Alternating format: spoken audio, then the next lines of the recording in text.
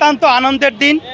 আমরা অত্যন্ত আনন্দের সাথে জানাচ্ছি যে ছাত্র দল থেকে আজকে বাংলাদেশ জাতীয়তাবাদী দলের ভারপ্রাপ্ত মহাসচিব অ্যাডভোকেট রুহুল কবির রিজভী আহমেদ হয়েছেন।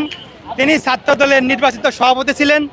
আমরা ছাত্র দলের কর্মী হিসাবে, ছাত্র দলের নেতা হিসেবে এটা আমরা গর্ববোধ করি যে আমরা অত্যন্ত আনন্দের সঙ্গে জানাচ্ছি যে আজকে এটি আমাদের ছাত্র দলের প্রত্যেকটি নেতাকর্মীর জন্য খুবই আনন্দের দিন। আপনারা দেখেছেন যে এই পল্টন পার্টি অফিসে রিজভী আহমেদ কিভাবে একা তাল লাঠি চালিয়ে গিয়েছেন। দেশনেত্রী বেগম খালেদা জিয়া, শহীদ প্রেসিডেন্ট জিয়াউর রহমান এবং তাদের সুযোগ্য পুত্র জনাব তারেক রহমানের দিক নির্দেশনায় তিনি কিভাবে দলের জন্য নিবেদিত প্রাণ হয়ে কাজ করেছেন, ছাত্র দলের জন্য কাজ করেছেন এবং আপামর জনসাধারণের জন্য, দেশের জন্য কাজ করেছেন। একজন ছাত্র দলের কর্মী থেকে শুরু করে, নেতা থেকে শুরু করে তিনি আজকে বিএনপির মহাসচিব হয়েছেন। আমরা অত্যন্ত আনন্দের সাথে আজকে আপনাদেরকে জানাচ্ছি যে সারা বাংলাদেশের প্রত্যেকটি নেতাকর্মীদের জন্য আজকে খুশির দিন, আনন্দের দিন এবং আমরা আনন্দের সাথে জানাচ্ছি যে আলহামদুলিল্লাহ ছাত্র দলের প্রেসিডেন্ট থেকে আজকে বিএনপির মহাসচিব হয়েছে। সাথে সাথে আমরা আরও একটি বিষয় জানাচ্ছি যে আজকে আমাদের আরও একটি আনন্দের দিন যে রাজপথে আমরা দেখেছি যে কিভাবে একজন স্বচ্ছ ইমেজধারী মানুষ, একজন শিক্ষকতা থেকে এসে আজকে বাংলাদেশের রাষ্ট্রপতি গতকাল নির্বাচিত হয়েছেন মির্জা ফখরুল ইসলাম আলমগীর।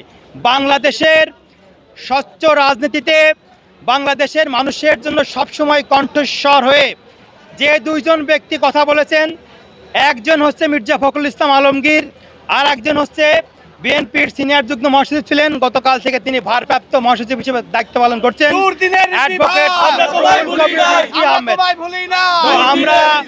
আমরা রাজপথে যারা ছিলাম, ছাত্র দল যারা রাজপথে আন্দোলন সংগ্রাম করেছে, রাজপথ থেকে একজন রাষ্ট্রপতি হয়েছেন, রাজপথে থেকে একজন পার্টির মহাসচিব হয়েছেন।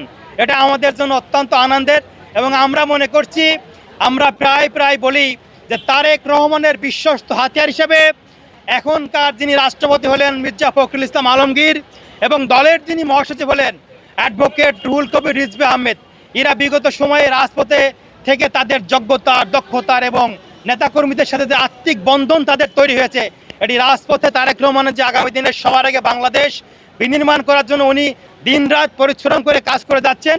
এই দুইজন ব্যক্তি আগে বিগত সময়ে যে পরীক্ষা দিয়েছেন, এখন যে দায়িত্ব পেলেন, সেই দায়িত্ব পালনের মধ্য দিয়েই তারেক রহমানের সবার আগে বাংলাদেশ বিনির্মাণ করার জন্য সব থেকে বিশ্বস্ত হাতিয়ার হিসেবে কাজ করবেন।